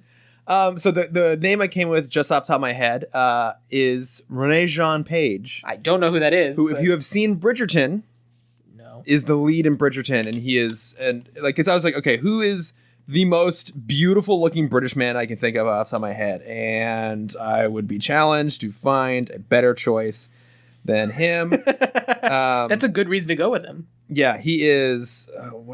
Is he fun? He's good. So if you've seen Bridgerton, you would understand why he'd be the perfect choice. Like he is. I trust you. Beautiful. He is instantly very, very charismatic. He has a little bit of a bite to him, a little bit of an edge. All of this. He is fits. someone that we will fall in love with, and then be really disappointed when he betrays everybody. Oh yeah, no, that works. Yeah, he is just because obviously the initial first casting for this is obviously Paul Rudd because the man is Dorian Gray. But at this point, I'm like, I feel like that joke's overplayed. Yes. You're not wrong, though. But the man never ages. Renee John Page, perfect. I love yes, he's so pretty. Sorry, Regé Jean Page. Regé? Yes, Rege. And the rest of it as you would expect it to be. Cool. Mm-hmm. So the next person on IMDb was Tom Sawyer, who I replaced with Harriet Tubman, who I replaced with Ida B. Wells. Mm-hmm. I know you don't have someone for that. Did you have someone for Tom Sawyer or something? Because I told you ahead of time I wasn't going to be casting Tom Sawyer. So I didn't include Tom Sawyer. Basically, I cast another British actress. She's great. You've definitely seen her. Was Ida B. Wells American? Yes. Okay. Just curious. But this is old times. So people don't speak with the standard American... Like, people don't speak like how Tom Sawyer spoke in the movie. Right. That's yes. Because this is 1899. To be fair, no one at any point in history ever spoke like that. Correct. Yes. But, like, yeah, I still want someone with, like, kind of, like, the kind of accented lilt to their voice. Like, I cast some people who are, like, American, but not really. Yeah. I know her from The Good Place. I recently also saw her in Cruella, but she is also very known for being in Killing Eve. Yes. I know who you're referring to. Kirby Howell-Baptiste. Yes. Who, if I recall, was my pick for Emma Peel in the Avengers episode we did. Probably. Yeah. I don't know if we actually went with her or not. I think we did. We probably did. I think we did. We're very consistent, and we keep doing British things. And if we keep doing British things, this is going to keep happening because, as previously discussed in an episode I recorded with you, once I record something, it's gone and I don't remember. Oh, same. Yeah. Same. And it's not like I go back and re-listen to my own voice. That'd be crazy, and I don't like it. But yeah, that's what I thought. I thought she'd be fun. Perfect. I thought she'd fit the dynamic, and I think that she and Michael Dorn would have an excellent dynamic. I think so. Also, can we just talk about how the fact that Cruella was way better than it should have been? It was so good. Right? It made no I throughout the movie, I'm sitting and watching it with my friends. I'm like, this keeps being good. Yeah. They keep doing something that shouldn't work, and it keeps working so well. Yeah. Like and the funny thing is that they keep having moments. It's like, one of them says a line something like that. I don't get mad. Pause, and then I would say from the audience, I get even. I get even. Yeah. And it happened 5 times over the course of the movie, and my friends kept looking at me because I kept predicting the line. Like, I couldn't decide if they were mad because I was predicting the obvious line that everyone knew, or if it's like, how do you stop it? Stop knowing the line ahead of time. Yeah. Because sometimes my bright writer brain gets ahead of myself. Mm-hmm. But it was so, like, they literally have a moment in the movie where they do the thing from 101 Dalmatians where a bunch of people walk by looking like their dogs. Yep. I'm like, they're looking like their dogs, they're doing the thing, and then they call it on the movie, and it keeps working. The movie shouldn't have been as good as it is, but it's so good. It's one of my favorites so far this year. Yeah, it's almost frustrating how much I enjoyed it. I know, look, I hate prequels, I hate villain origins, and I haven't enjoyed most of the Disney remakes, and yet for some reason this movie absolutely works. Probably because it's Craig Gillespie who also directed I, Tonya, so he really knows and it's what also he's not a doing. remake. That's true. Yeah, it's this weird like pseudo. It's a totally different tone and energy. It's a great film. Go watch it, people. It's just everyone in it is having an amazing time, and it's just a delight. Also, do you remember the time when the era when Emma Stone was fun in her movies? She does that again. Yeah, This is the most fun she's been in years. Emma Stone just wants to be British now. Yeah, It's fine, and she's great. and we're gonna let her. There's the Emma off. It's Emma Stone versus Emma Thompson. Yeah. What more do you need? Nothing. Jasper and what's his face? Horace and Jasper. Horace and Jasper. They're Great. so good. Everyone's great. Everyone's great. There's Yep. dogs. It's lovely. The dogs are amazing. Let's go watch it, people. What a good movie. Just go watch it. Yeah. Yeah. But anyways, yes, I agree with you, Kirby Hal Baptiste. Yes. Great choice. Anyway, Jekyll and Hyde. Yeah. Okay. All right. Should I think Please. I suspect we may have the same person. We do not. Okay. Maybe not then. So okay. This one is not from Doctor Who. Okay. This All right. one's American. Okay, so here's the thing. So I was thinking, okay, Jekyll Hyde. I don't know if the character in the book is Scottish, but Robert Louis Stevenson was. Okay. So okay, I need a middle-aged Scottish actor, and I wanted someone who, again, kind of like Mina, you could see a little bit of like not like the darkness behind there. Especially you can like see the crazy behind the eyes. I feel like you need to feel the threat of Hyde even when he was I agree. Jekyll. Yes, absolutely. And so you need to be uncomfortable around Jekyll for reasons you can't quite put your finger on. but still very likable. Yes. So I have three names, but ultimately it just came down to one. Okay. David Tennant. That is an excellent choice. Scottish. He's got the crazy behind the eyes. Yeah, he does. Super charming And phenomenal actor. Can play crazy like a motherfucker. Yes, exactly. So he could do the subdued, more like genial, polished, posh Jekyll, but you always get a little bit of that simmer in the background, and you can just let him go full fucking. Can we swear? Yeah. Yes. Okay. Full crazy when he goes into Hyde mode. Yeah, I think that's an amazing choice. Mm-hmm.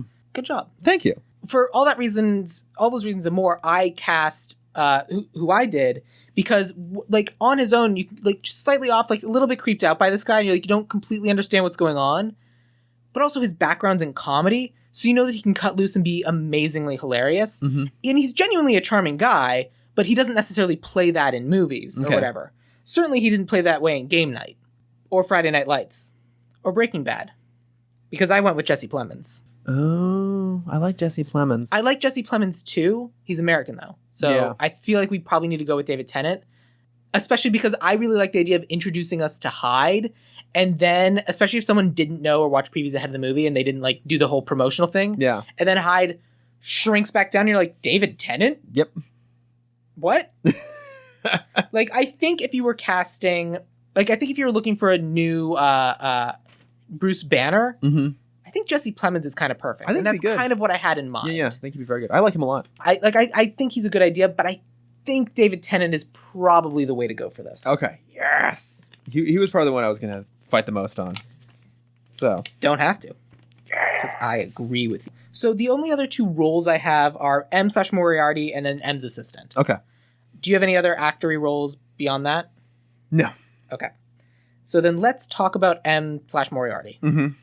I think it's important to have someone who can play both M and Moriarty, who can kind of play the expectation of brilliance and yes, the person's very smart, invents a bunch of technology, and also Moriarty of you evil jerk. So I went with someone who is charming, has done sketch comedy also, is very well known in like British things, was in Doctor Who, was also in Sherlock, was also in something called The League of Gentlemen. Okay. I went with Mark Gatiss. Interesting. Because I want someone you don't expect to be M. Because we've seen him in so much. And it's just like, yeah, of course he's M. I love Mark Gatiss. Gatiss, excuse me. I mispronounced his name. I'm probably pronouncing it wrong too. Here's my one concern. Please. He's played Mycroft Holmes. I know. Is that a little bit distracting? I don't think so. Okay. Especially if We know that already. I know he's played Mycroft Holmes. I listed Sherlock on this. I know. I guess, yeah, because like that was an element of the comic they didn't really bring through into the movie, is that everyone assumes, or I think maybe Quartermain assumes that they're like, oh, who's M? It's like, well, it's Mycroft Holmes. Everyone assumes it's him, then it turns out it's not. And then eventually it is, in fact, Mycroft Holmes who takes over the role of M at the end of that. Right. Oh, interesting. So, okay, so the challenge here is that I wasn't sure who our villain was going to be. So Fair. I did not cast, but I can usually come up with this shit off the top of my head. You've been very good at it because your command and like mental Rolodex of names in Hollywood continues to impress and astound me. Thank you.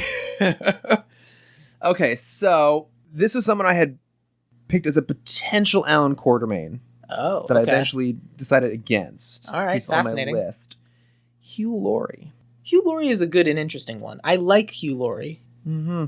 And he also plays a very good jerk. Yeah, I feel like he could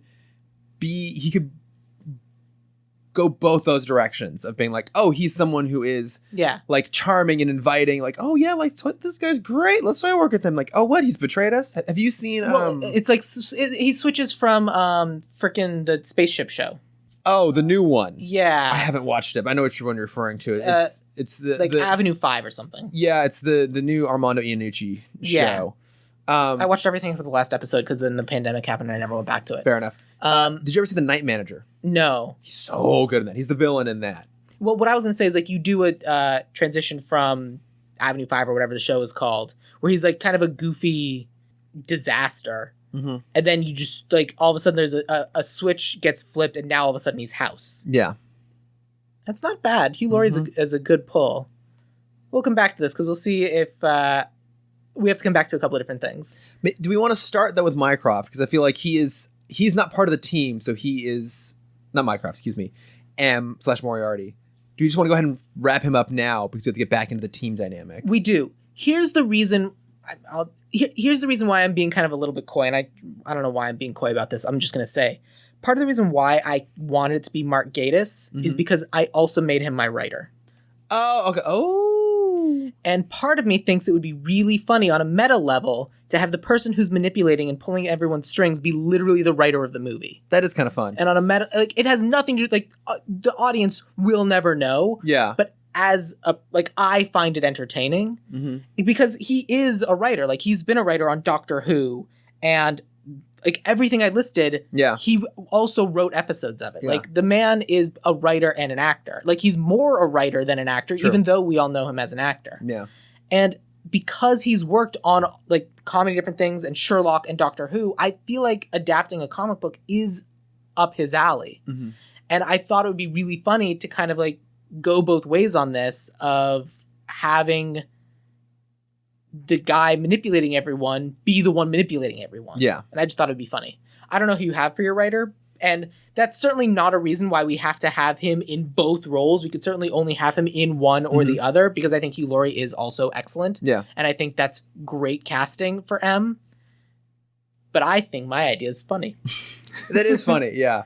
But I'm very open to being talked out of it. Okay. All right. Do you want to now? Tell me now. Like you said, let's focus on M and Moriarty. Okay, let's do that now. I think for me, my problem. So I guess my problem with Gatiss is kind of twofold. Please. One is I'm a little bit worried. I don't know how much we take this into consideration, how much we want to take this consideration. I'm a little bit worried that this movie, if we were being realistic about it, would be very hard to get financed because there's really no big names in it.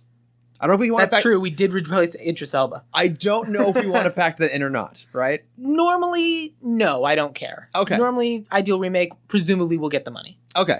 So that was one of my concerns. But the other one is still, if I were watching this, I would find it very distracting to have a character who's very well known for playing a Sherlock Holmes character play another even more famous Sherlock Holmes character. And I think that's reasonable. I think that's fair. I think that's a good reason to go with Hugh Laurie. Yeah, and I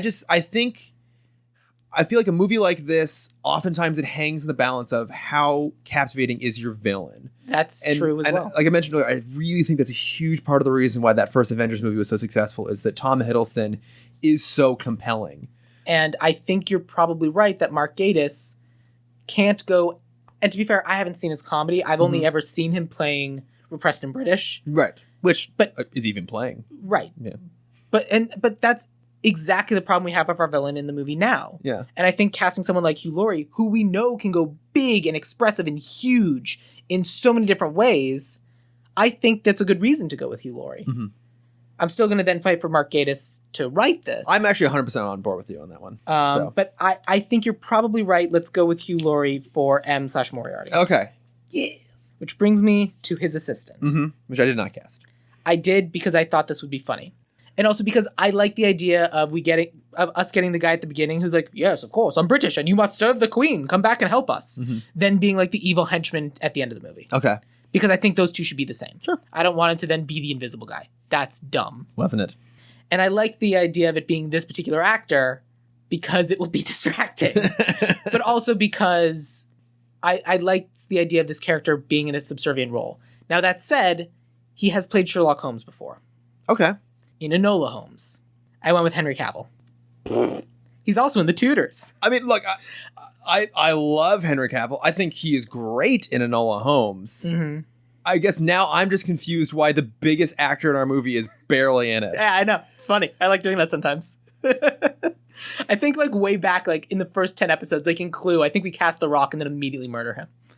I mean, like there is precedent for this. I mean, I've never seen it, but executive decision, like Kurt Russell is in like the first 10 minutes and then is killed off. Yeah, I mean, they do this sort of thing all the time. Like the whole Brad Pitt thing in Deadpool 2. Yeah.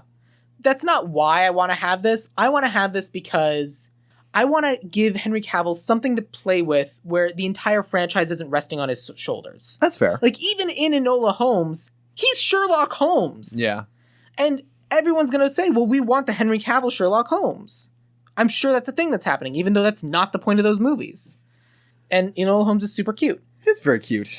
But like, I like the idea, A, because I wanted it to be, because he can play super British, because he's super British, and a lot of people keep forgetting that he's British. Yeah. And so like he can be that British guy at the beginning going, I'm a famous British guy here to recruit you to be famous British people with me. Like, oh, yeah, that makes sense. And then at the end, to have Superman Hulk out on crazy hide formula.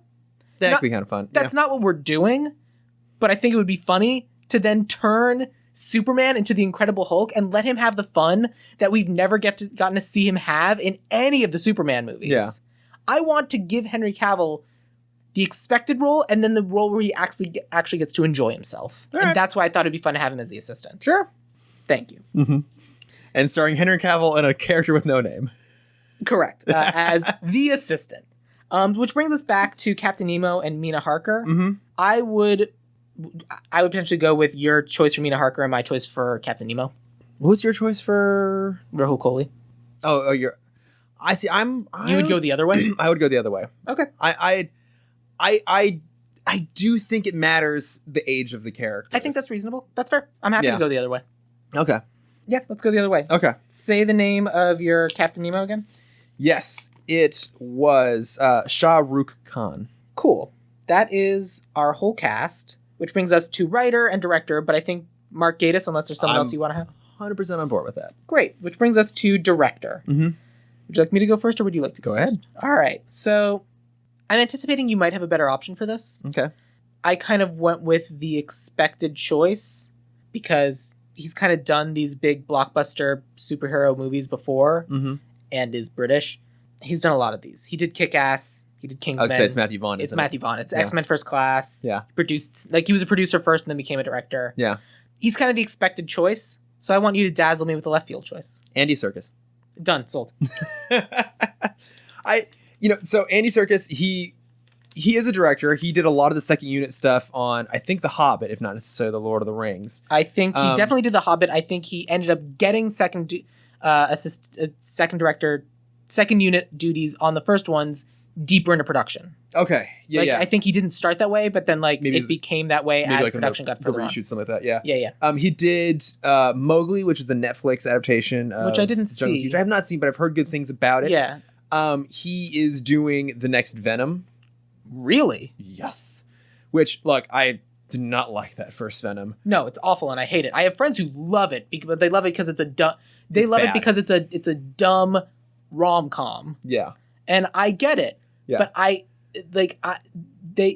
it requires a level of just going along for the ride that in that movie I cannot do because it makes no sense and is stupid. I agree. So the only reason I'm even like mildly curious about this next Venom movie is because Andy Serkis. Like he's just an interesting person. I think he's got a lot of talent. He's used to handling stuff of this caliber and like this style and this genre.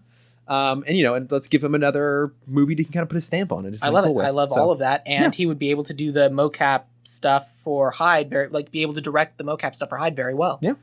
And all of the Frankensteins, which presumably will also have, although I'd love it if they were practical, some element of CGI. Yeah, something built. I think Andy Serkis is an excellent choice for director. Great. That's our cast. Let me take you through the new League of Extraordinary Gentlemen. Alan Quatermain is going to be Michael Dorn. Captain Nemo will be Shah Rukh Khan. Mina Harker will be Billy Piper. Rodney Skinner will be Tom Felton. Dorian Gray will be Roger John Page. Tom Sawyer will be replaced by Harriet Tubman, who will be replaced by Ida B. Wells, which will be played by Kirby Howell Baptiste. Jekyll and Hyde will be portrayed by David Tennant. Moriarty will be Hugh Laurie. His assistant will be Henry Cavill, and I find that hilarious. All this will be written by Mark Gatiss and directed by Andy Serkis.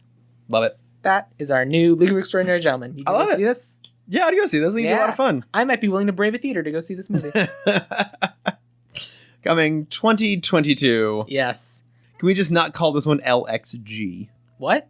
That was the abbreviation for the first one. League of Extraordinary Gentlemen. That's terrible. Isn't it? Very 2003. It's extremely 2003. Yeah. Yeah, that's gross and bad. Cool. All right. Thank you for joining me once again. Thank you for having me. This was super fun. Yeah, it's always fun recording podcasts where I can't see a clock with you. So I'm sure this was another 2-hour episode. Yeah, pretty much. Cool. This will be fun because I have to edit this real fast this week. I'm so sorry. No, it's fine. I've done the same to you, and I regret nothing. So, Chris, plug time. Tell people what you would like them to do. Tell us about your social medias and then anything you want people to also listen to. Sure. So as I mentioned at the top of the show, I do have my podcast, Timm Talk, all about the DC animated universe and occasionally about other movies and things that come along. And you can find us at Timm Talk Pod on Facebook, Twitter, Instagram, and Gmail. And you can get the podcast wherever you get your podcasts, including wherever you get this lovely podcast. Indeed. And then you can find me personally at Lordifer on Instagram. Cool. Yeah. That works. If you're interested in following me, I'm at Sam Gasch, SamGasch on Twitter. Or you can follow the podcast at Ideal Remake on Twitter or Instagram. Or you can join us on Facebook, Ideal Remake or Ideal Remake Podcast. Ideal Remake this season is now part of the Dueling Genre Network. And if you're interested in getting a bunch of bonus content, not for Ideal Remake specifically, but for all the other podcasts, and especially Patreon exclusive podcasts like Dueling Genre Tonight and breakdown of the Hobbit movies, and The Good Place and everything else, you can always become a subscriber of the Dueling Genre Patreon, which is super fun and super cheap for like the cost of a cup of coffee a month. You can get like 200 podcast episodes. It's ridiculous. Oh, wow. But yeah, that is League of Extraordinary Gentlemen. So Chris, we'll end with this. What's your favorite quote from the movie League of Extraordinary Gentlemen? Wrong, Quatermain. Yeah, good. Blam, blam, blam. Yeah. Perfect.